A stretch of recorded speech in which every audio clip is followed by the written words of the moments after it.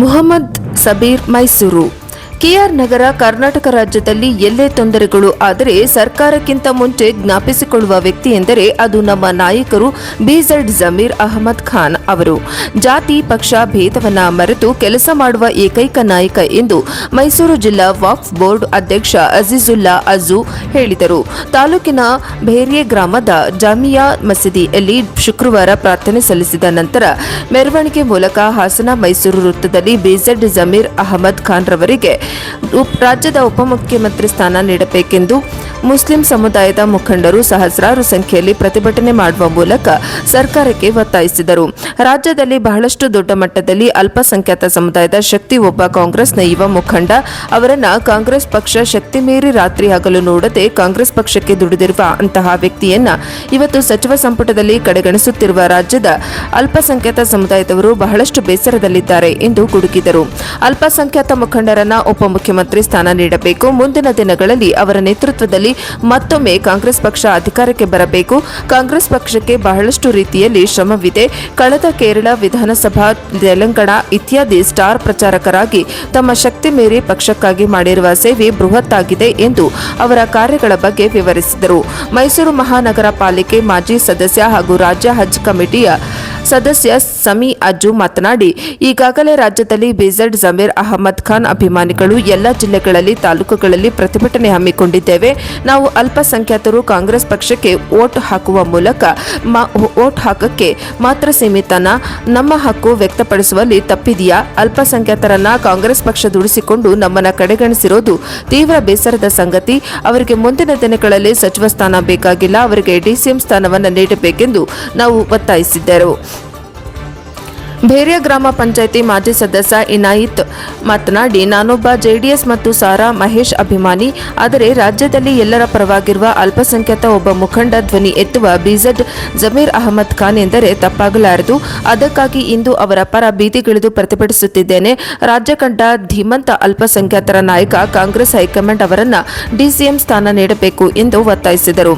ಈ ಪ್ರತಿಭಟನಾ ಸಭೆಯಲ್ಲಿ ಹಜ್ ಕಮಿಟಿ ಸದಸ್ಯ, ಜಿಲ್ಲಾ ವಕ್ಫ್ ಬೋರ್ಡ್ ಸದಸ್ಯ ಅಸ್ಗರ್ ಹುಣಸೂರು, ಭೇರ್ಯಾ ಜಾಮಿಯಾ ಮಸೀದಿ ಕಮಿಟಿ ಅಧ್ಯಕ್ಷ ಫರ್ವೀಸ್ ಖಾನ್, ಖಲೀಫ್ ಶರೀಫ್ ಮಾತನಾಡಿದರು. ಈ ಸಂದರ್ಭದಲ್ಲಿ ಮೈಸೂರು ಮಹಾನಗರ ಪಾಲಿಕೆ ಮಾಜಿ ಸದಸ್ಯ ನಜೀರುದ್ದೀನ್ ಬಾಬು, ಹಜ್ ಕಮಿಟಿ ಸದಸ್ಯ ಹಾಜಿ ಹಿಮಾಯಿನ್ ಶರೀಫ್, ಜಿಲ್ಲಾ ವಕ್ಫ್ ಬೋರ್ಡ್ ಸದಸ್ಯ ಅಮ್ಜದ್ ಪಾಷಾ, ಉಪಾಧ್ಯಕ್ಷ ರಜೀಕ್ ಬೇಗ್, ಕಾರ್ಯದರ್ಶಿ ಮಹಮ್ಮದ್ ಮನ್ಸೂರು, ಹಾಜಿ ಫಿರ್ ಖಾನ್ ಸಾಬ್, ಸಮೀರ್ ಹಾಜಿ, ಸಮೀಉಲ್ಲಾ ಖಾನ್, ಜನಾಬ್ ಸಬ್ಜಾರ್ ಖಾನ್, ಖಲೀಫತ್ ಸಾಬ್, ಮುಜಾಕಿರ್ ಪಾಷಾ, ನೇಮತ್ ಸರ್ದಾರ್, ಶರೀಫ್ ಶಾಗಿಲ್ ಬೇಗ್, ಮುಜರತ್ ಖಾನ್, ವಸೀಂ ಬೇಗ್, ನಾಜಿಯಾ ಬೇಗ್, ಜಬೀಉಲ್ಲಾ ಬೇಗ್, ಖಾಲಿದ್ ಅಯಾನ್, ದಾನಿಶ್ ಕೌನೇನ್, ರಫಿ ಅಕ್ರಮ್ ಖಾನ್, ಶಫೀಉಲ್ಲಾ ಖಾನ್, ಶಹೀಬ್ ಸಿರಾಜ್, ಮುಜಾಮಿಲ್, ಮಸ್ಕೂದ್ ಸೇರಿದಂತೆ ಭೇರ್ಯಾ ಗ್ರಾಮದ ಸಮುದಾಯದ ಮುಖಂಡರು ಹಾಜರಿದ್ದರು. ವರದಿ ಮುಹಮ್ಮದ್ ಸಬೀರ್, ಮೈಸೂರು, NKS TV4.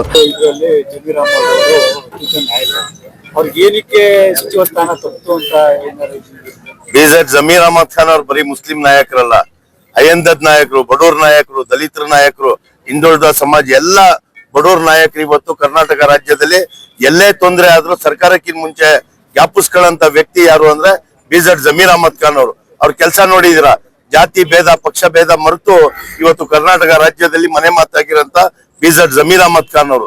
ಜಮೀರ್ ಅಹಮದ್ ಖಾನ್ ಅವ್ರು ನೋಡಿ ಹೋದ್ ಸಾಲಿ ಕರ್ನಾಟಕ ರಾಜ್ಯದ ಮುಸಲ್ಮಾನರು 100% ಅಲ್ಲಿ 92% ಕಾಂಗ್ರೆಸ್ ವೋಟ್ ಕೊಟ್ಟಿದ್ದು ಜಮೀರ್ ಅಹಮದ್ ಖಾನ್ ಅವರು.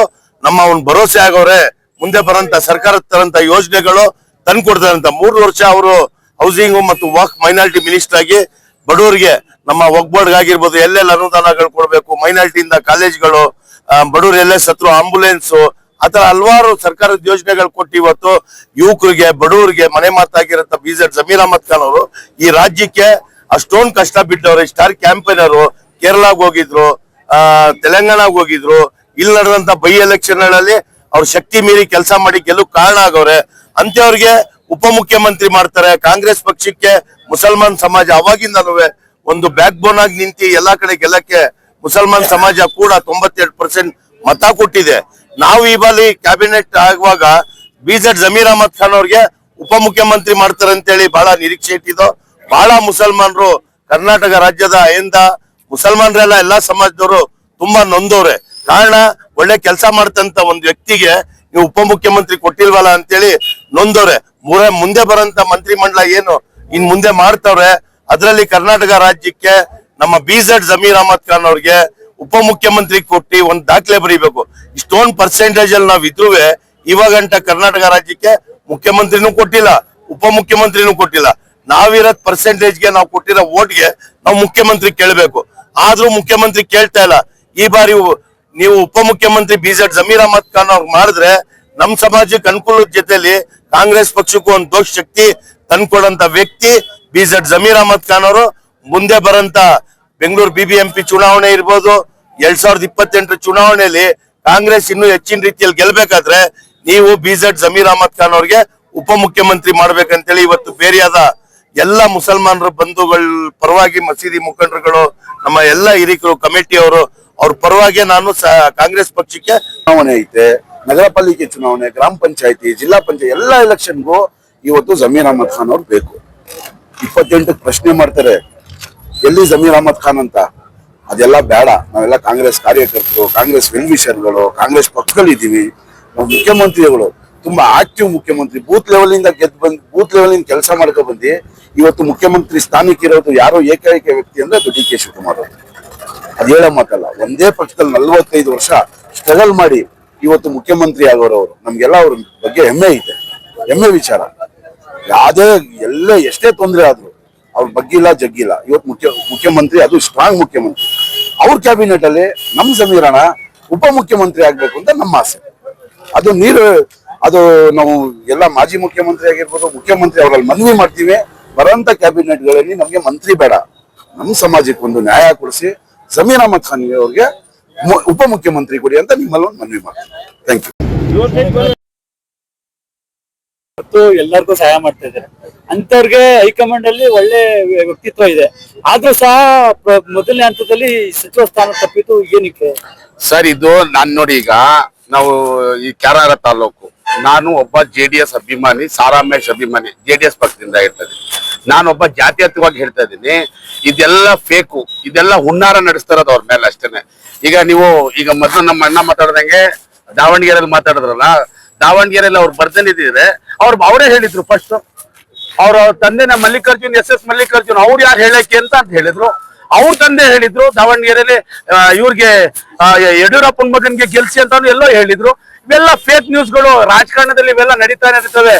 ಈಗ ಇಡೀ ಕರ್ನಾಟಕದಲ್ಲಿ 99% ಮುಸ್ಲಿಂ ಸಮಾಜ ಕಾಂಗ್ರೆಸ್ ನೋಡ್ತದೋ ಸಿದ್ದರಾಮಯ್ಯ ನೋಡ್ತದೋ ಅದೆಲ್ಲ.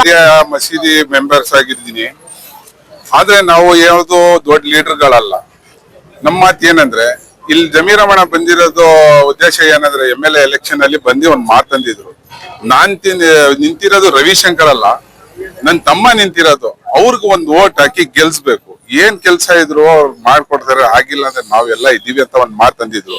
ಆ ಮಾತಿಗೆ ಮುಸ್ಲಿಂ ಜನಾಂಗ ಪೂರ್ತಿ 100% ಓಟ್ ಹಾಕೋರೆ ಅಂತ ಹೇಳಕ್ ಸುಳ್ಳಾಗ್ತದೆ. ಹೆಚ್ಚು ಕಡಿಮೆ 90% ಜನ ಓಟ್ ಹಾಕೋರೆ. ಯಾಕೆಂದ್ರೆ JDS ಅವ್ರದ್ದು ಜನ ಇದ್ದಾರೆ, ಅವರು ಅವ್ರ ಓಟ್ ಹಾಕೋರೆ. ಆದ್ರೂ ಜಮೀರ್ ಅಹಮದ್ ಒಂದ್ ಮಾತಿಗೆ ಎಲ್ಲ 90% ಜನ ಇಲ್ಲಿ ಓಟ್ ಹಾಕೋರೆ. ನಾನ್ ನಿಂತಿರೋದು ಅಂತ ತಿಳ್ಕೊಂಡು ಓಟ್ ಹಾಕ್ಬೇಕು ರವಿಶಂಕರ್ಗೆ. ನಾನ್ ಬೇರೆ ಅಲ್ಲ, ರವಿಶಂಕರ್ ಬೇರೆ ಅಲ್ಲ, ನನ್ ತಮ್ಮ ಇರಂಗೆ ಅವರು ಅಂತ ಹೇಳಿದಕ್ಕೆ ಎಲ್ಲಾ ಸಮಾಜದವ್ರು ತೀರ್ಮಾನ ಮಾಡ್ಕೊಂಡು ಇಲ್ಲಿ ಓಟ್ ಹಾಕಿದ್ವಿ ಸರ್. ಅದ್ರ ಬಗ್ಗೆ ನಾವು ಕೇಳ್ತಾ ಇರೋದು DCM ಯಾವ್ದು ದೊಡ್ಡ ವಿಷಯ ಅಲ್ಲ ಅಂತ ನಮ್ ಕೈಗೆ. ನಮ್ಗೆ ಒಂದ್ ದೊಡ್ಡ ಲೀಡ್ರು, ಒಂದು ಸ್ಟಾರ್ ಕ್ಯಾಂಪೇನ್ ಮಾಡೋರು ಅವರು, ಎಲ್ಲಾ ಕಡೆ ಓಡಾಡ್ತಾರೆ. ಅವರು ಇಲ್ಲಿಗೆ ಬಂದಿದ್ರು. ಅವರು ರವಿಶಂಕರ್ ಎಲೆಕ್ಷನ್ ಅಲ್ಲಿ ಬಂದು ನಮ್ಗೆ ಹೇಳಿದಾರೆ, ನಮ್ಮ MLA ಅವ್ರಿಗೆ ಇವ್ರು ಓಟ್ ಹಾಕ್ಬೇಕು ಅಂತ.